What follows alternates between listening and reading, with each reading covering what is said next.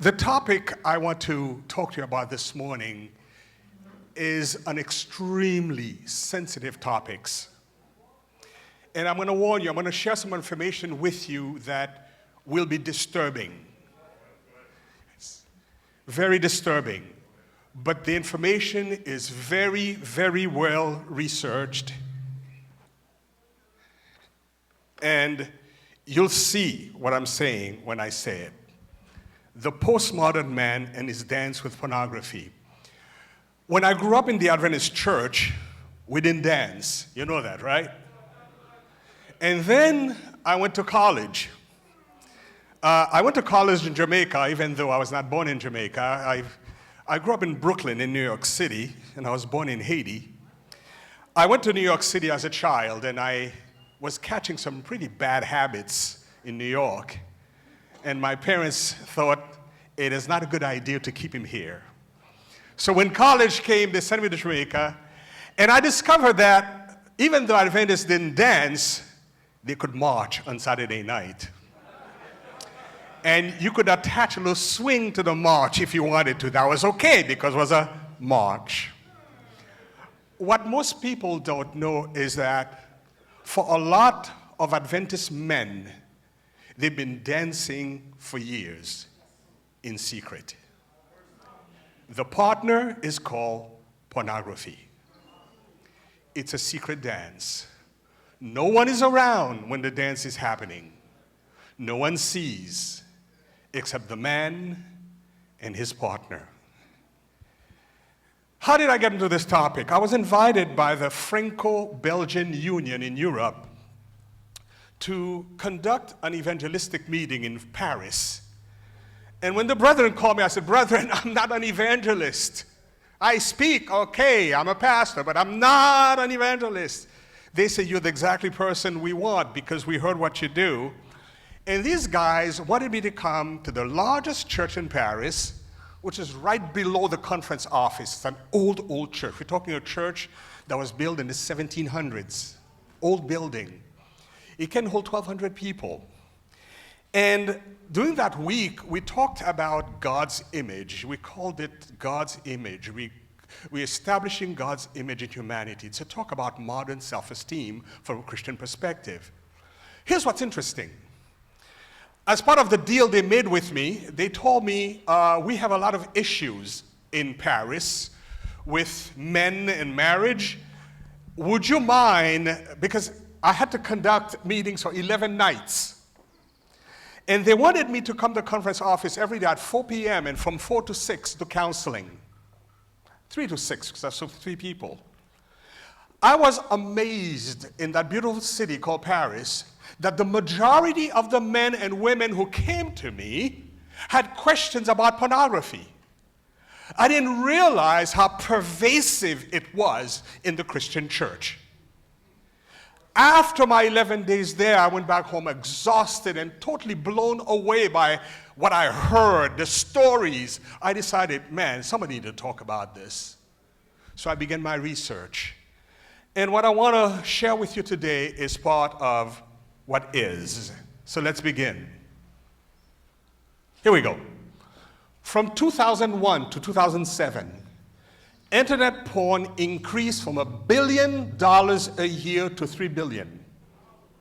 And from 2007 to 2011, it increased to industry valued at nearly $100 billion. Right now, in America alone, $100 billion. Around the world, unbelievably lucrative. So many people attached to it. They don't have a number to tell you how much money this industry is making around the world. Okay, I'll keep going. It is estimated that 90% of internet porn users only have to access for free. 90%. So anyone, just leave it there like that, please. So anyone with a cell phone who's had access to the internet can get porn. And 90% of the access is for free. On the average, 7% of the performers who do the performance of form, 7% of them have HIV. In other words, the women you're watching on the screen have caught HIV from what they're doing to keep the dance going. Someone who has committed adultery is 218% more likely to have had porn in their past. 1 in 5 of the searches of pornography on the internet is done on the cell phone. Next slide. 7 out of 10 teenagers hide their online behavior from their parents, and 35% of boys say they cannot count the number of times they have viewed pornography videos. I will show you some stats later where boys begin their dance with pornography at the age of 7 because parents are giving their kids a smartphone. And you have no control on what they pull up on it. It is pervasive. Almost 68% of adult men and 18% of adult women use porn at least once per week. Once per week. According to the American Academy of Matrimonial Lawyers, 56% of all divorce cases involve one of the parties having an obsession with pornographic websites. Next slide, please. 90% of children 8 to 16, they are becoming the largest amount of people who are accessing porn. Did you hear the age? 9 through 16, okay? 25% of them found porn just by clicking the wrong place, and they stayed there, okay? Every second, over 28,000 people are accessing porn, and all these stats are just from the US. We're not counting the rest of the world yet. Next one, please. Age 11 is the average age for a young boy to begin looking at pornography. 4/5 of 16-year-old boys and girls regularly access porn on the internet. Because of that, the latest thing that is happening in North America right now, when I talk about North America, I'm talking about the US and Canada, young people between the age of 11 and 18 are having what we call a sexual identity crisis. Whereas when you and I grew up in Haiti. I left Haiti when I was 11. I remember in Haiti where young men could walk holding hands as a sign of friendship. Right now in Africa, in different parts of Africa, it still happens. I see it. In America, you can't do that. You know why? They think you're gay. Here's what shocks me. I have a young lady who goes to my church at Miami Temple in Miami. Very pretty young lady. The other day she told me, "Hey, Wilney, did you know that I'm asexual?" I said, "Well, what does that mean?" He goes, "I'm a girl, but I can be a boy if I want to. Because I can play the role of both." And she was trying to scientifically explain to me why she's neither boy nor girl. That she may have a boyfriend or girlfriend. So out of blue, I asked her, because I'm close to her parents, "So, how much time do you spend on watching pornography?" And she looked at me, she goes, "How did you know?"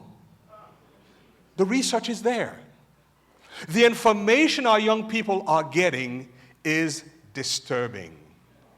All right, now I'm going to go from training to meddling, because we're all Christians here. Got to tell you about the church.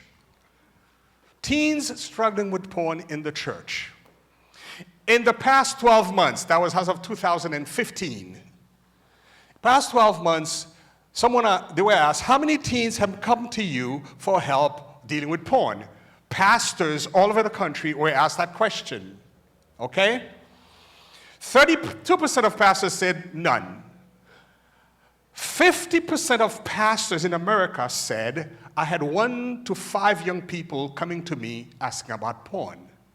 9% of pastors said 6 to 10 young people in the past year came to me asking about porn. Now look at the stats below. Who came to you? 92% of them were boys. 57% were middle school. I'm sorry, 92% were in high school. 57% in middle school. Here's what's scary, okay? 57% in middle school. What age group is that? Okay, we're talking about 11 to 14. Okay? 23% were high school girls, 10% were middle school girls. Next slide, please. Porn in the church. 57% of church members in North America have dealt with pornography. 57%. Oh, by the way, this is from the Barna Group research, one of the top Christian research group in the world. In the church, 26% of people who attend church regularly are into pornography. 91% of people who call themselves fundamentalists are in pornography. The research is making a direct correlation. Here's the scary part. Listen carefully. We've discovered that the more conservative theologically someone is, the higher the possibility that they're into porn. Yeah. Okay? And I'm going to tell you why later. There's a reason for that. I want to throw the stats at you to shock you, the shock value. Then I want to explain to you why and how we got there. Another one. I want to share with you some studies from Andrews University. Next slide, please. Keep it going. Next slide. Okay. This research was done by our church, Andrews University, in 2011. That's the latest stuff we have from our church. I'm going to go through them quickly. Forgive me, because I have a lot of other stuff I want to share with you. So next slide. Here's the scope of the problem in the Adventist church. Next. A 2001 leadership survey revealed that 40% of Adventist clergy struggle with pornography. It's from Andrews University. I'm not making this up. Next slide, please. 20% of the calls on the pastoral helpline on Focus on the Family relate to pornography. Next slide. 33% of clergy have visited a sexually explicit website. Next. 53% of these visited the website several times, up to weekly in the past year. In other words, this number, okay, the 40%, when you look at the 33% of the clergy, they've been there at least once a week.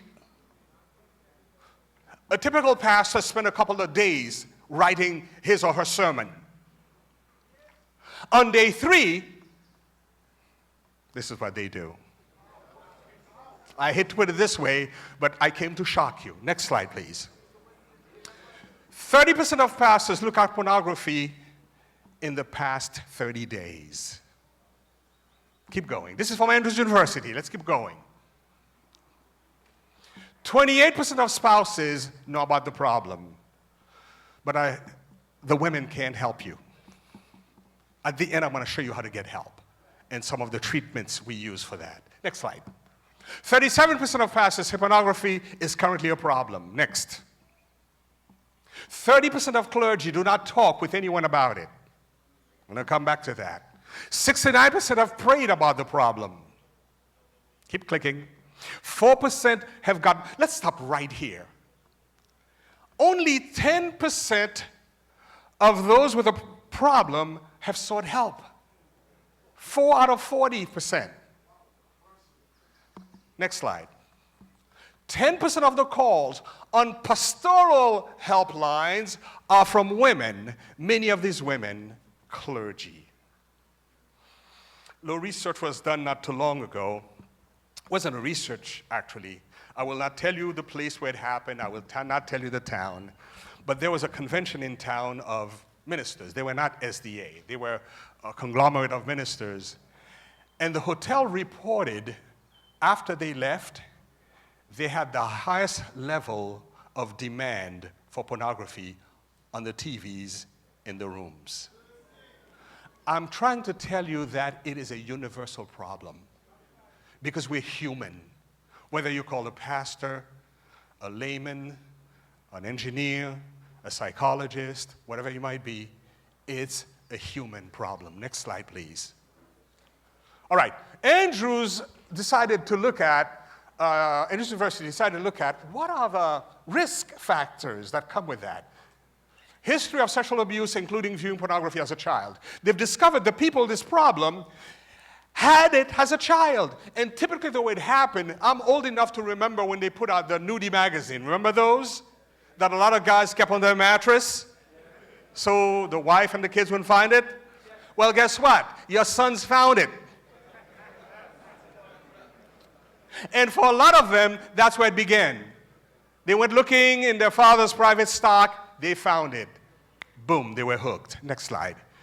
They discover that a lot of people who are into that have some emotional immaturity. Next one.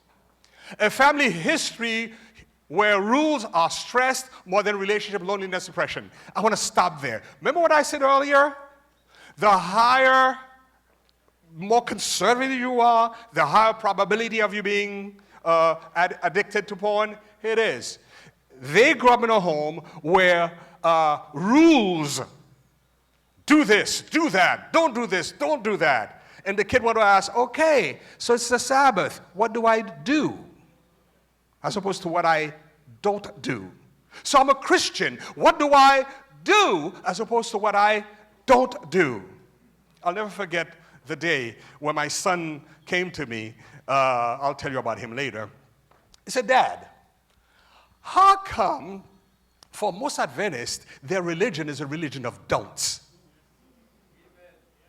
You know what I'm saying? We have this wonderful, amazing God of love, and we've turned him into a don't. And because of that, people feel pressured. And when you are pressured, you look for a release. So this is why the more the pressure, the higher the probability you're going to end up in pornography to find a release. Next slide, please. Acceptance has historically been revealed through spiritual achievement. In other words, a lot of people grow up in homes where the achievement is so high, it is so far to get to God, you come to a point where you say, I can't, I'll do whatever I can. You see what I'm saying? The apple or the carrot, every time you get close to it, somebody moves it. You know what I'm saying? Until a point you're discouraged. People with backgrounds like that are more susceptible to pornography. A cybersect addict who enters ministry to cope with their addiction. Scary stuff. I had the privilege of attending UNC Chapel Hill for my terminal degree. And I sat in class, I felt like a dummy, because all the people around me were from bright schools. I had graduated from Caribbean Union, Northern Caribbean University and Andrews. So I was not that bright. On my left was a guy from Harvard. On my left was a guy from Yale. And they let you know it every day. Don't change it. Talking about cope with their addiction. And I was in a graduate school and major in social work and psychology. And one day we had a discussion, and the professor asked all of us, why did you pick a field of mental health? Would you believe half of us were there because we had some issues in our family relating to mental health? And a quarter of them were there to hopefully solve their problem. You know what I'm saying? That's what they're saying. A lot of people go in ministry to hopefully cover a multitude of sins that they... Not everybody's like that. I'm just sharing you. This is from Andrews University. This is what the research is saying. I want to shock you because I want you to go back to your church and share this information. I want to go to your home and you need to change your computer's channel. I want you to look at your cell phone and kind of delete some of the websites you've been looking at. This is why I'm shocking you. Next slide, please. Special consideration and characteristics of pastors. I'm going to leave the pastors alone. I want to share that with you. They are conscientious. They know there are vocational consequences. Okay, they know they have to lead extraordinary lives, but they can't change sometime. Next slide. A pastor is typically isolated. It's very hard for a pastor to have a friend. Who are you going to be friend in your church? So it's you and your wife, that's it. So sometimes isolation leads them to that. Next slide, please. Sometimes we find men and women in the ministry who have emotional immaturity. Next slide. Accountability, lack of submission to authority, no accountability group. Last slide on that, and I'm done with this. Relationship struggles with wife, with children, with friends. Next slide, please. Here's what bothered me from Andrews University. They said, now, pastors who had issues with pornography, 90% of them had issues with alcohol, 38% issues with food, 88% issues with working too much and not enough time with the family. Next slide. Just keep clicking through them. What this is saying is a lot of men like that who are on pornographies rationalize and say, okay, no, it's not hurting anyone. I need the reward. My wife doesn't care. I spend long hours in ministry. It's just curiosity. I love the last one. It will enhance my outreach to others. I don't know how that works. All right. I wanted to shock you. I wanted to tease you. Now you have the facts. Let's get into subject matter. What is pornography? Pornography is printed or visual material containing the explicit description or display of sexual organs or activity intended to stimulate sexual excitement. In your brain that God wonderfully made, there are two sections you need to be aware of. We call this the prefrontal cortex, right here. That's what you call your conscience, the manager of the brain. When God created Adam, he made that part to direct Adam. But right in the middle of your brain, there are two big boys called the amygdalae. They take the form of a cashew nut. And these guys are the emotional centers of the brain. Okay? They get excited over anything, positive or negative. Now, when you deal with pornography or anything that is addictive, the minute this thing shows up in your brain, these two boys flare up and they take over. And if not controlled, they will cancel your prefrontal cortex. Have you ever seen someone get a fit of anger and we say they are out of control? That's literal, folks. You are out of control when the amygdala boys have taken over and your prefrontal cortex have no control over you. That's what we call addiction. There are two types of addiction.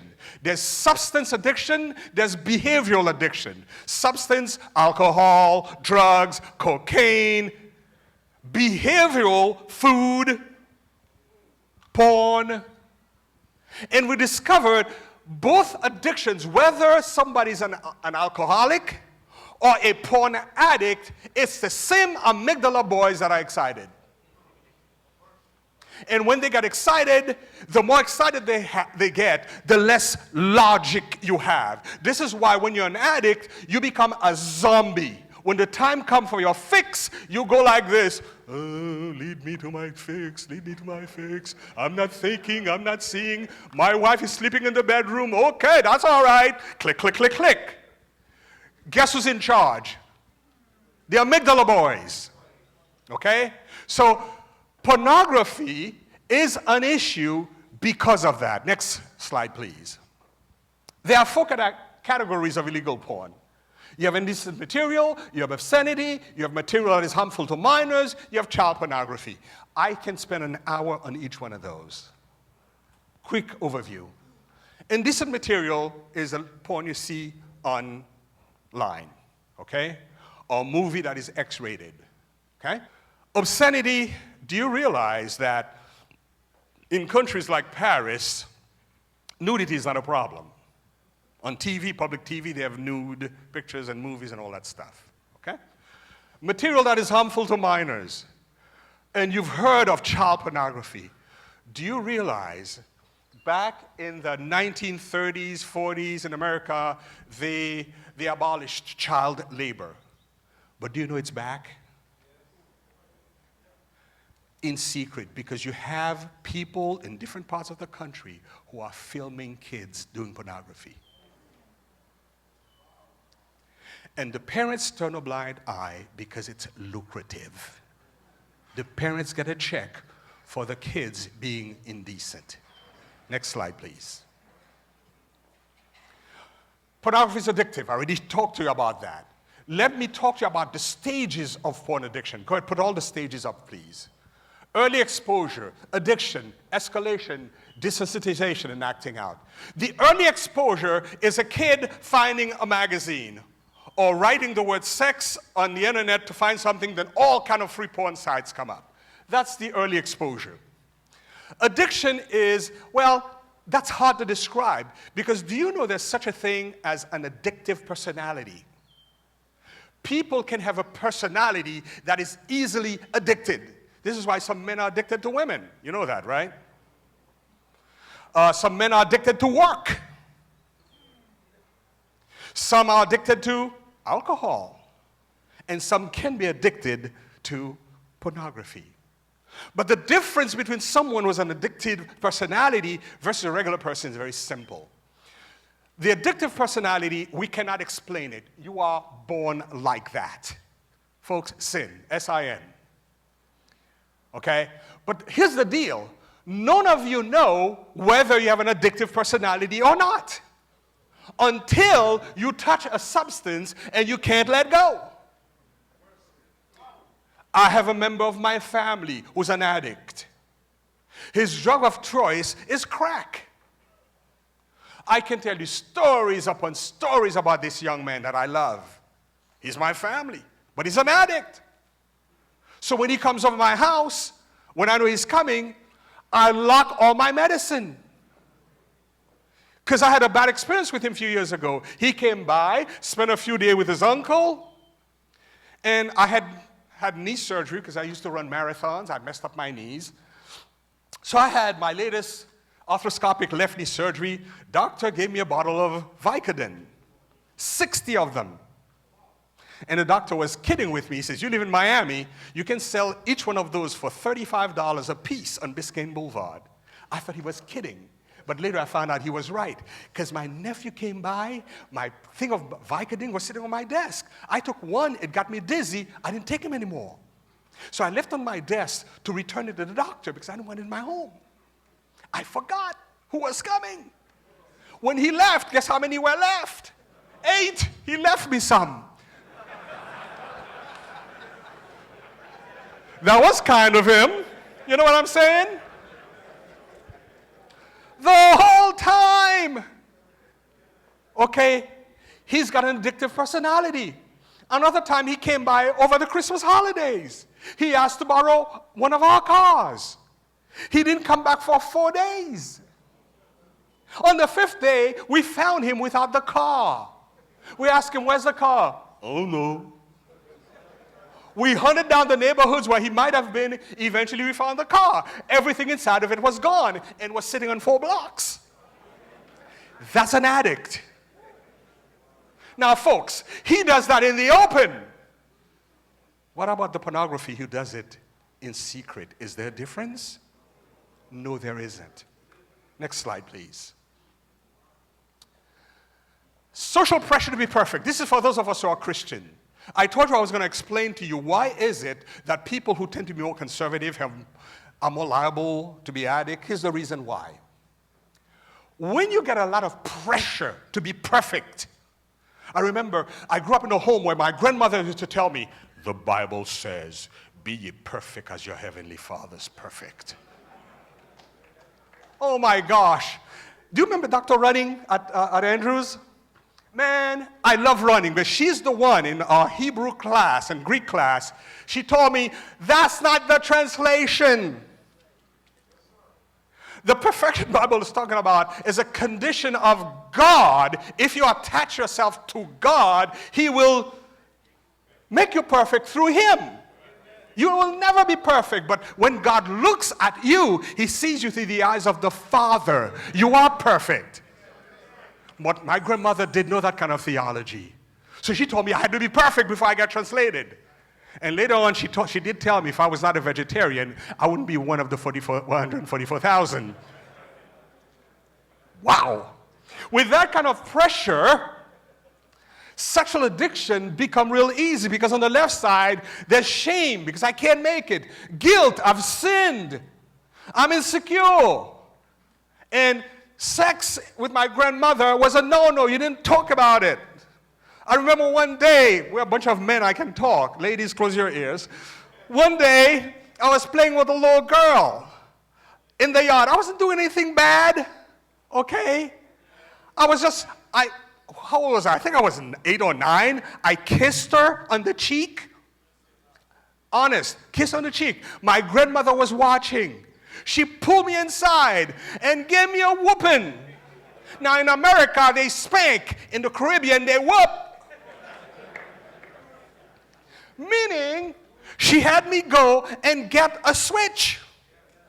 And of course, being a smart aleck, I brought a little one. She said, I'll get it for you.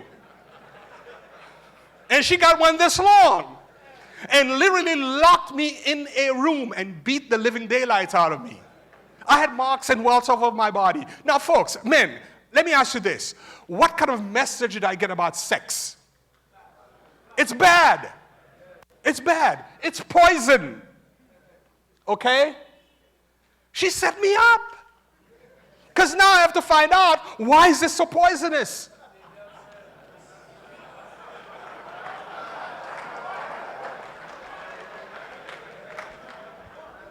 We call that the Eve syndrome. Next slide, please. The signs and symptoms of a porn addict are similar to the signs and symptoms of an addiction to drugs or alcohol. I have a friend of mine who's a psychiatrist. His real name is Dr. Amen. A-M-E-N. Oh, I kid him. He's a famous psychiatrist in California. All he does, he's a Christian, by the way. His specialty, with any psychiatrist you talk to, they'll tell you about Dr. Amen. He scans the brain for illnesses, for emotional illnesses. When they scan the brain of an addict, a pornography addict and a cocaine addict, the same area of the brain is infected. The brain doesn't know the difference. So, have you ever heard the term gateway drug? Okay. For those of us in the field, gateway drug is marijuana. In America nowadays, anybody from 13 to 18 will tell you marijuana is not a drug. Don't listen to them. It's a lie. It's a gateway drug. It opened the gates for everything, other things. Guess what? Addiction, porn addiction, is a gateway drug for alcohol. You graduate, yes, my brother. Because sooner or later, the fix is not enough. You need to be drunk while you're watching it. Are you listening to me? Gateway drug. Next slide, please. What are the effects of pornography? Number one, domestic violence. What happened is a lot of men, and I'm talking to men. This is why I keep saying men. I don't want to beat up on you. But I want to talk to my brothers. A lot of men who are into addiction, hopefully not Christian ones, tend to have a higher percentage of domestic violence. Because one of the things that happen when you watch porn, you don't function well with your spouse. You've already given it up somewhere else. You have nothing left. I'm sorry to be so clear and plain, but that's what men want to hear, okay? Now, then the woman looks at you and said, what's up with you? And after she asks that too many times, she's going to get it. You know what I'm saying? Next slide. Effects. Sexual dysfunction. You cannot function the way God created you to. Next slide. Rape. When I did my clinicals, I was sent to Raleigh, North Carolina at a mental health hospital where I spent 2 years. When I'm doing training for young people, I love to tell them I spent 2 years in a mental institution. And of course, they laugh at me. I was the clinician, okay? And my 2 year was spent dealing with addicts. That's all I saw for 2 years, addicts. Mostly males. A few women, but mostly males. One of the things I discovered was a lot of these guys would rape their girlfriends, but the girls would report it. So there's high incidence of rape among porn addicts than you realize. Because sometimes, because they cannot function normally, they force themselves on someone. That doesn't make any sense at all, but that's what the study says. Next slide, please. Difficulties with sexual relationship, next. Child sexual abuse, next. Pornography kills love. It is vile and evil. It is a plague spreading across the world. It warps the mind and breaks hearts. If you're in its grip, get help now before it's too late. All right, let's go into solutions. Porn will tear us apart. Next slide. How do you overcome porn addiction? Now, I have good news, I have bad news. The bad news is there's no cure. You know, addiction, there's no cure for addiction. You have to understand, when you have a minute, read Psalm 139. I'm going to show you a few verses at the end of my slides. I love that Psalm 139 because David describes how God made us so wonderfully well made. So the brain have all these sections. I've only told you about 2 of them. I told you about the prefrontal cortex, that's your manager, your conscience, and from what I understand from Ellen White, God communicates to us through the prefrontal cortex. That's another study. But you have the center of the brain, which is the center of your emotions, because God made you to feel, okay? However, because of sin, that center has been turned against you. Because that's where anger emanates. That's where love emanates. So what happened is this. Men, humans, have not figured out how to cue the amygdala when they're sick. So what I'm going to share with you is stuff you can do over time to change the behavior. But you are never cued. You are always maintaining. Next slide. How to stop porn addiction? First, admit there's a problem. The thing with porn, it's done in secret. I want to tell you 2 quick stories. Pastors, remember, I'm not picking on you. I'm a pastor, and I have a lot of pastor friends. I got a call a few years ago from a pastor friend of mine. We used to work in the same district in a certain state. And he and I got really close. We used to go running together. Like I said, I used to be a runner. And we've run marathons, half marathon, 10Ks, half marathons together. And he called me one day. He said, Wilney, I have a problem. I said, what's up? He was having a problem with pornography.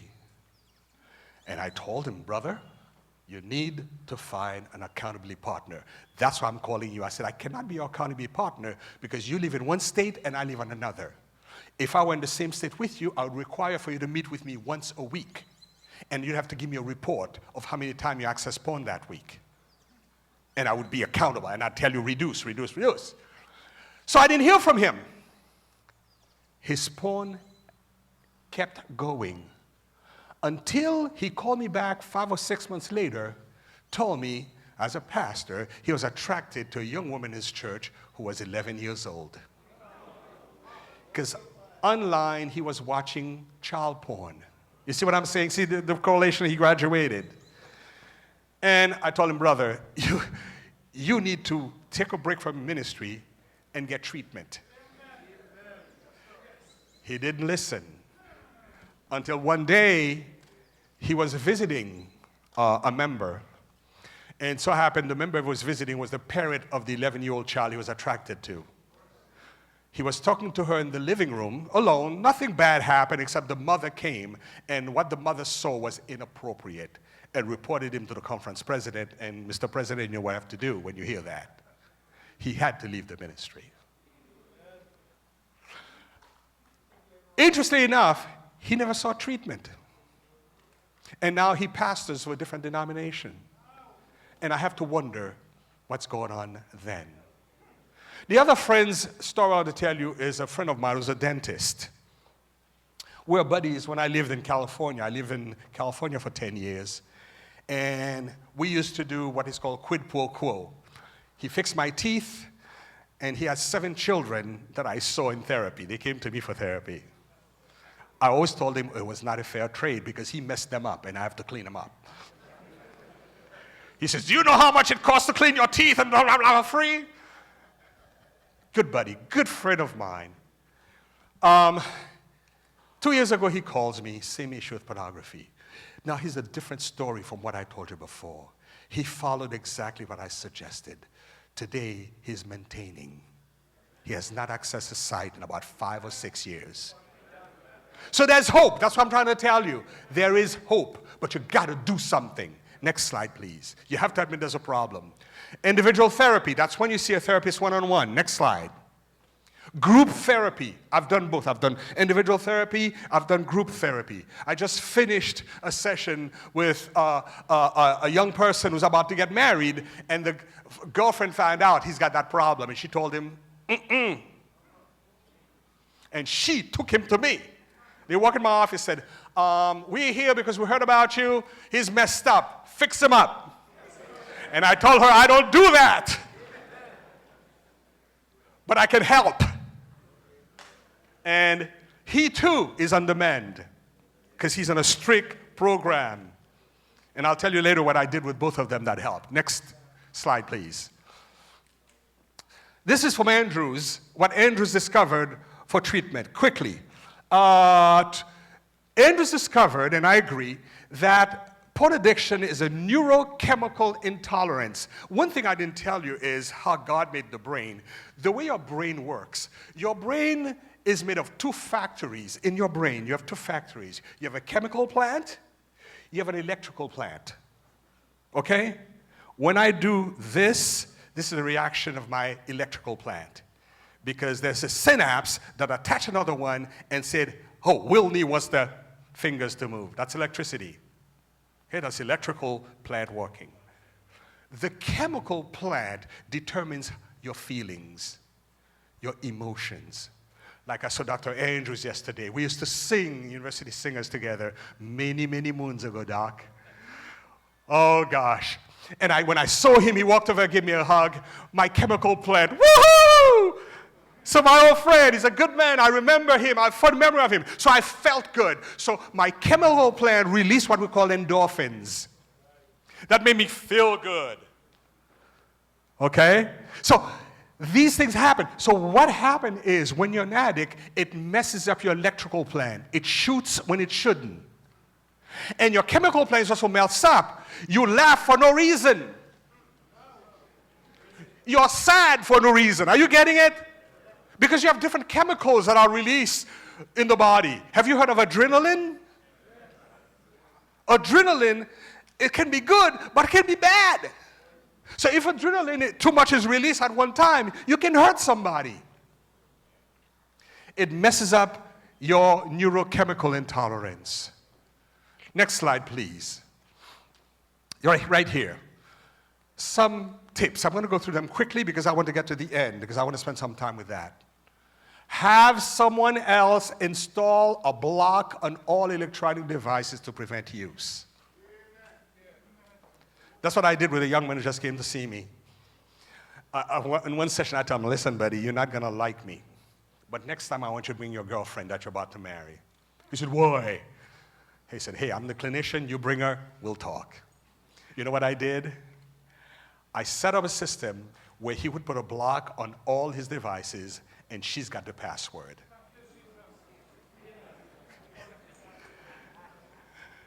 He cannot access some sites unless she's there. You think that might help? Oh, yeah. Now, the agreement he's got to agree is set up the system. And over time, he loses the taste for it. It's hard. Next one. Talk about your addiction in detail with a friend or therapist that you trust. Please, someone you trust, not another addict, okay? One of the problems we have in group therapies is that people love to tell their war stories. When I was high, this is what I did. When I was drunk, this... No, we don't do that. I went to this side, and this is what I saw. No, no, no, no. You want to talk to someone who's semi-healthy. Because you all know we're all sick. You know that, right? We have one common illness, S-I-N. So even though I'm talking about pornography, for some other people, they have other addictions. Okay? Have you ever met an obsessive-compulsive person? Yesterday, I'm in the airport on Miami, flying to a wonderful island. I'm peacefully standing in line. I travel a lot for what I do. I don't like traveling anymore, but I do it because I love doing this. So I'm standing in line. I've learned to have a cool attitude no matter what happens. So I'm standing in this line, and this lady behind me is totally out of control. Because according to her, the lady in front of me is not close enough to the desk to be noticed. So she's mumbling under her breath. How come she's not moving? How come she's not moving? And I'm totally ignoring her. How come she's not moving? Eventually, she leans over me. She says, hey, lady, how come you're not moving? The lady's still ignoring her. I'm ignoring her. Eventually, she crossed the line. She poked me in the back. Excuse me, sir. Yes, ma'am. Could you get her to move? I said, ma'am, apparently, you have declared yourself as the manager of the universe. I'm not sharing the throne with you.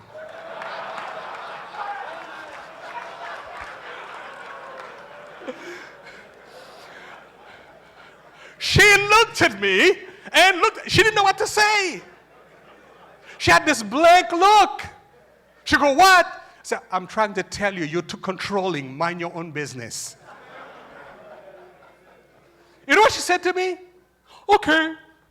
She stepped back and she actually stopped.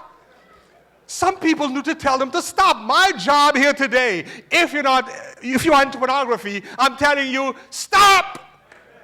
Get help. Next slide, please. Develop a relapse prevention plan to help you prepare for the times when you feel tempted to use porn. My friend who's getting married, who came to me, he's a professional in the medical field. So actually with him, I had him do a homework of all the times he accessed porn. And I found one common. He accessed porn around 10 p.m. every night. I had a tough assignment for him. I gave him 3 choices. At 10 p.m. you go to sleep. At 10 p.m. you call your girlfriend.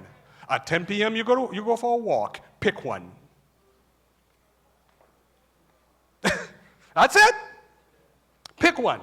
And you have to tell me how many times you didn't pick one, because he saw me every week. So he had 2 levels of account. Oh, you have to tell me, then you have to tell your girlfriend. Next slide. Click, click.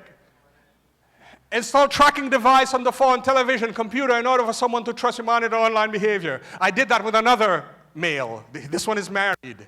And his wife was up to here with him in pornography. So right there in my office, I told him, when you're coming to session next, bring your laptop, bring your phone, bring your iPad. You know what he said to me? He looked at me and says, man, you're tough. I said, brother, I'm trying to help you out. I'm trying to save your marriage. Love must be tough, says James Dobson.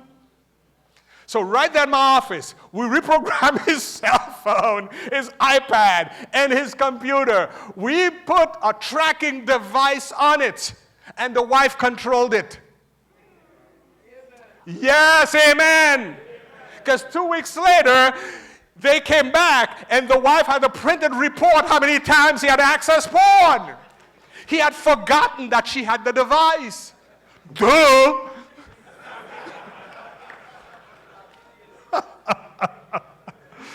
Oh, gosh. Sometimes I have to laugh inside because I can't laugh in front of them, make them look bad. And I'm going to myself, how stupid can you be? Hello? Next, please. Next slide. Make good use of all available porn addiction resources, including Trust Our program. At the end of this, I'm going to put some resources on the screen for you. Okay? Next slide. Myth of porn addiction is extremely important to understand that one of the biggest myths surrounding addiction to porn is that there's a cure. There's no cure. You go into maintenance mode. You are always in recovery. You are never recovered. Because that amygdala, those boys are so powerful. Treatment is not intended or designed to provide a cure for addiction to porn. It is to teach a porn addict the various methods and behaviors that are necessary to replace the unhealthy behavior. I saw a young lady the other day who is a kleptomania. She's 24 years old. She cannot go to a store without stealing something. It's an addiction. So we had to replace the kleptomania with something else. She'll never be cured, but we taught her new behaviors when she feels kleptic. One thing, don't go to the store alone. Never. Take someone with you. Okay? When you go, determine how much time you're going to spend. And when that time is up, put your watch, set 30 minutes, 30-minute ring, out of there. You don't stay any longer. Little things like that. Next slide. An addiction to porn is similar to addiction to drug or alcohol. Next slide.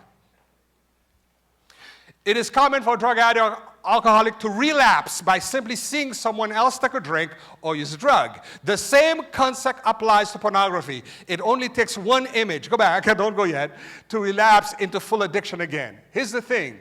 If you are addicted to porn, there are certain things you cannot see. Certain movies you cannot watch. Okay? Next slide. One of the most overwhelming myths is that a porn addiction is caused simply by the need for sexual gratification. This is not true. Sexual porn addiction has rerouted. Well, before I say that, let me explain. For every habit you have, your brain actually reroutes certain things. Your brain is like a superhighway. Imagine a superhighway with a lot of lanes. Every 3 weeks, your brain rearranges itself, depending on the behaviors you acquired, because it takes 3 weeks to form a new habit. 3 weeks, 21 days. It also takes 3 weeks to begin to break a new habit. I didn't say finish. Begin the process of a new habit. Don't ask me how. It's just the way God made us. So here's the deal.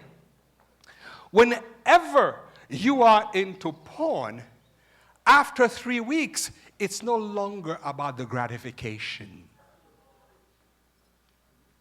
It's because your brain chemistry and your brain electrical plant have changed.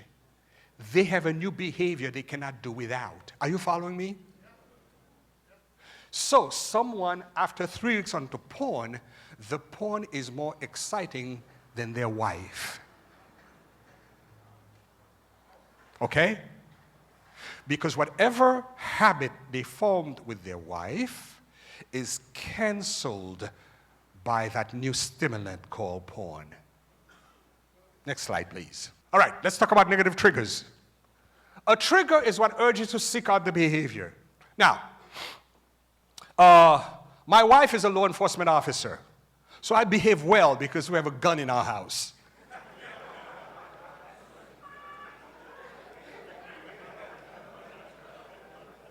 My wife is a cop. At home, she doesn't behave like a cop. She's a very sweet person. Not too long ago, I made the mistake of accepting an invitation from her to meet her work colleagues, and all the people reported to her. She has 159 men and women. She's a lieutenant, so she's got 159 officers who report to her. And so I went by her work to surprise her, and I warned her. Man, when I walked in the office, I didn't recognize her. Man, sister was sitting on her throne giving out orders. And I'm saying to myself, man, I'm glad she's not a cop at home. And that Glock she wore on her side, man, she looks so good with a Glock on. Man, I don't want her to pull that on me, so I'm in my best behavior at all times. She's got a colleague who's also an officer, whose husband is a porn addict. Is he crazy?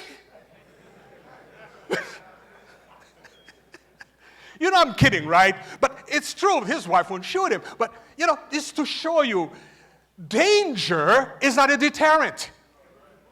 Being caught is not a deterrent because it is an addiction. Next slide, please. Sometimes it's simply a habit that occurs at a certain time of the day, but in most situations, the behavior is caused by negative triggers. Trigger can be anything. Trigger, the guy I'm treating who's the professional who's about to get married, his trigger was he grew up with two brothers. He didn't have any girls in the home. And his father was a very, very, extremely conservative Christian who didn't want sex talked about anywhere in the home. So he decided to explore his own. And he told me, Wilney, interesting enough, my father wouldn't talk about sex, but I had my first nudie magazine from him. I found it in his closet. I went looking for a tie, and I was something shiny that was hiding behind some clothes, a stack of Playboy. He said every time he went to work, I went and got a stack. And went in my room, closed the door, and here I am now. I'm a professional. I'm 36 years old, about to get married, and I'm a porn addict. So now, this is scary. Every time he gets a call from his dad, he gets a trigger. So he says to me the other day, does that mean I can't talk to my dad anymore? I said, you can. We need to reprogram you. Okay? Teach him new behaviors. So that could be a trigger. I had another one. A woman dumped him, and he was heartbroken. And after the dump, he went into website and pornography. So anytime he sees a woman that looked like his ex-girlfriend, he gets triggered. Different triggers. Next slide, please. Some people, if you're feeling lonely, stressed, angry, anxious, or any type of emotion, boom, you go to your trigger. Next. In other words, the previous ability to overcome these emotions by watching porn encourages your mind to believe that viewing porn is the only way to recover from an emotion. Next slide. You have developed a link between the porn and a way to deal with your emotions. We call that classical conditioning in psychology. Okay? You've been conditioned. If I'm feeling bad, I need porn. Just like some guys, when they're depressed, they drink. All right, let's do the end. Let's end this. Prevention. Next slide. It starts in the home. This afternoon, gentlemen, I'm going to talk to you about your relationship with your daughter. If you have a daughter, you better be here. Very powerful stuff. I'll bring you the latest research on dad and daughters. But for now, if you have children living at home, it's never too early to talk about appropriate sexual behavior. Okay? You begin when they're very young, teaching them what's appropriate touching, what's inappropriate touching. And as they grow up, you tell them, give you a tidbit for this afternoon. Dad, you are the most powerful instrument that was invented for a daughter. I'll tell you more later. Most powerful instrument God ever invented to a daughter. You are G-O-D, small g, to your daughter. Whether they show it or not, you are G-O-D. Not the big G, okay, you get that, right? But you're right after that.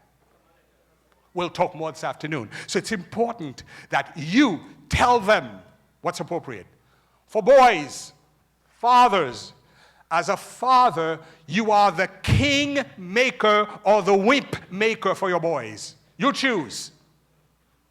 If you are present and you teach them, they will be king. If you are absent, you teach them nothing, they'll be wimps. I make it plain and simple to you.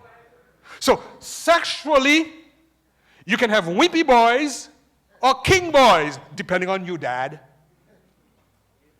And you could have a young woman who's fully accomplished, who will take foolishness from no one, or a daughter who will attract an addict because you didn't do your job. Okay, next one. It continues in the church. I'm so proud of you, brother, for inviting me to do this. Okay? Because this subject is not talked about in the church enough. My brother saw me at Camp Colaqua because the Florida Conference, knowing my work, invited me at their men convention to do this training.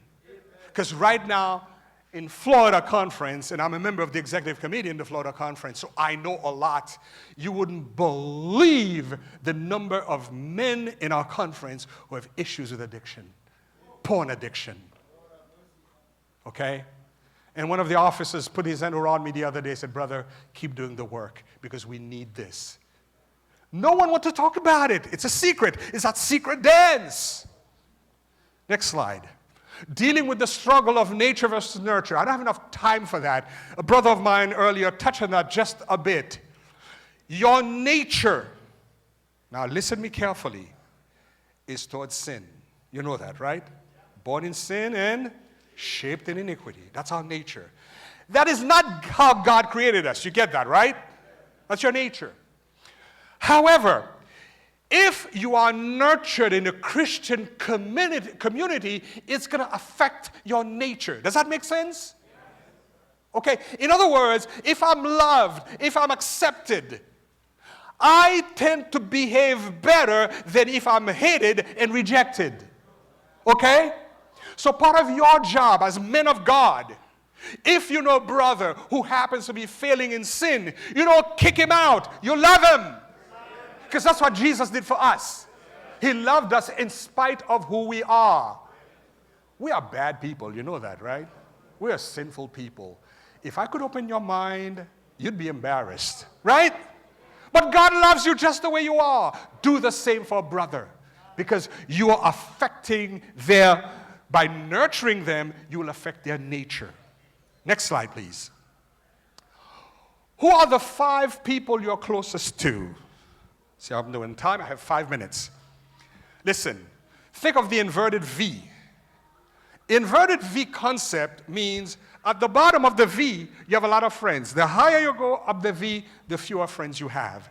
And at the top of the inverted V, you have tops 5 friends you're close to. Guess what? You are a direct byproduct of the 5 people who are closest to you. Whoever surrounds you is who you are. Ouch. This is why some family members, I stay away from them.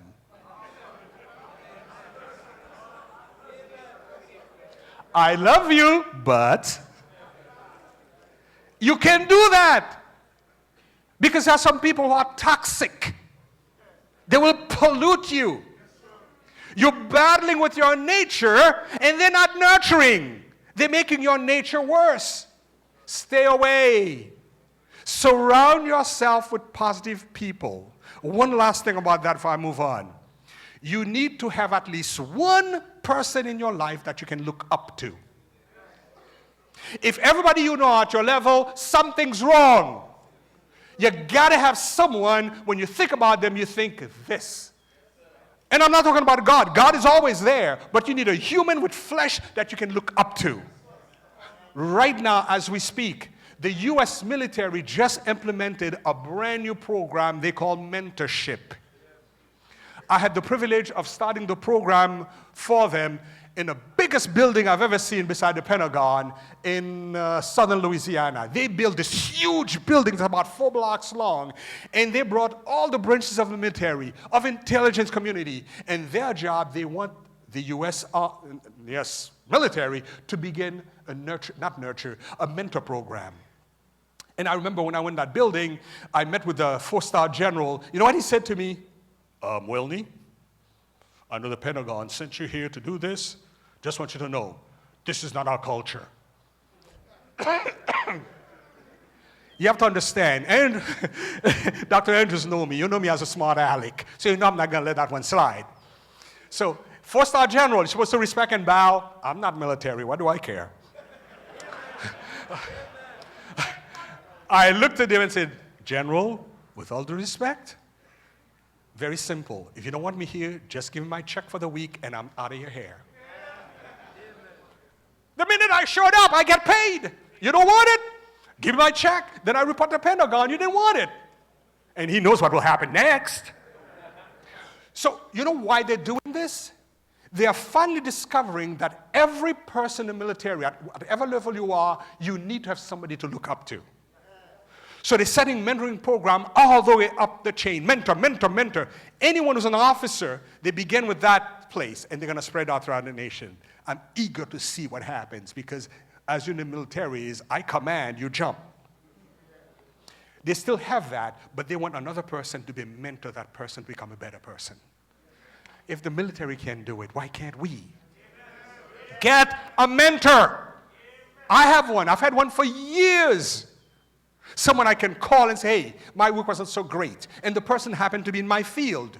They got me into this field. I called Jack and said, hey, Jack, man, I had one of those lousy weeks. And say, what's going on? And Jack never ended a conversation without saying, okay, buddy, what are you going to do about it? He's either to don't waste my time just to talk. I want action. And next time I call him, he's going to ask me, what did you do about the last problem we talked about? That's a mentor. You need one as part of your inverted V. Next one. Self-awareness, mentoring, monitoring your 5 senses. I don't have enough time for that. You know you have 5 senses, right? Help me. Taste, touch, sight, hearing, and what else? Smell. All these 5 senses need to be monitored when you have an addiction. Because all of those can be triggers. Okay? Have you ever been in a place you smelled and reminded you of something else in the past? The other day, I was in Romania, of all. I was in the middle of the eastern, that's just the western part of Romania. And I'm sitting there, the people ask me, are you ready to eat? Well, when I travel, I always tell people what I don't eat, okay? And when you're in that part of the world, you never know what you're going to eat, so I always ask. But that day, at the end of the training, I walked around the kitchen. Immediately, my mind went back to Haiti when I was a little kid, helping my grandmother cook in the kitchen. In Romania, they call it polenta. In North America, they call maize. In South America, you know where I'm going, right? It's grounded yellow corn. They cook it. That's a staple in Africa and Haiti. I didn't know I was going to find that in Eastern Romania. Are you kidding me? Before I got to the kitchen, I already knew what I was having for lunch. And I went, oh yeah, I can do that. Then they had a funny sauce they put on it. I didn't ask what it was, you know. But you know, your senses bring up stuff. Monitor your senses. Next slide. Bible says in Proverbs 14, verse 7, leave the presence of a fool, for there you do not meet words of knowledge. Can I read that again? Leave the presence of a fool, for there you do not meet words of knowledge. That's the NLT, New Living Translation. Another one, another text for you. Just that a woman met him, she's been lying in wait, internet, for him, dressed to seduce him. Brazen and brash she was, restless and roaming, never at home, walking the streets, loitering in the mall, hanging out at every corner in town, waiting for him. Keep away from them. Next. Do not be overcome by evil, but overcome evil with good. That's the cure, the main cure to pornography. You have to change it. Couple more. I don't have time to read these, but at the bottom, see my favorite verses, Psalm 139, 1 through 4. Oh Lord, just search me and know me. You know all my sitting down. If you're an addict, this should be your prayer. Every day, read Psalm 139. That's my first homework for you addicts. If you're into porn, read Psalm 139 every day. If you have any type of addiction, read Psalm 139 every day. Now, here's the big secret I want to share with you. When you pray and you read the Word, God can work on the amygdala boys and calm them down. Dr. Amen, remember my friend the psychiatrist? He's done research in prayer and science. We are discovering that prayer is more powerful than psychotherapy. More powerful than drug. More powerful than most group studies. If you pray regularly, you read the word, you read the psalm, that is a beginning of the cure. Not a cure, but better maintenance. 2 more slides and I'm done. Here's the resources. I'm going to leave it on the screen. Kettering Clergy Care Center, that's our own institution. They have a special program for addiction, okay?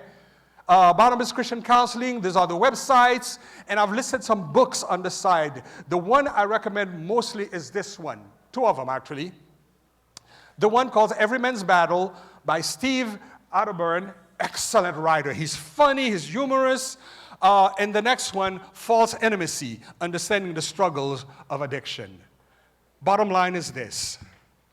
There's a song in the hymnal that says, I once was bound, but now I'm free. For me, I've never had a problem with addiction. That's not my addiction. I have other addictions, okay? I don't have any drug addiction, any substance, but I have some behavioral addictions that don't look so bad. But you know what? I still kneel at the foot of the cross every morning, and I pray for God to work on me. Because now I'm bound through Jesus Christ's precious blood, I can be free. So can you. God bless you.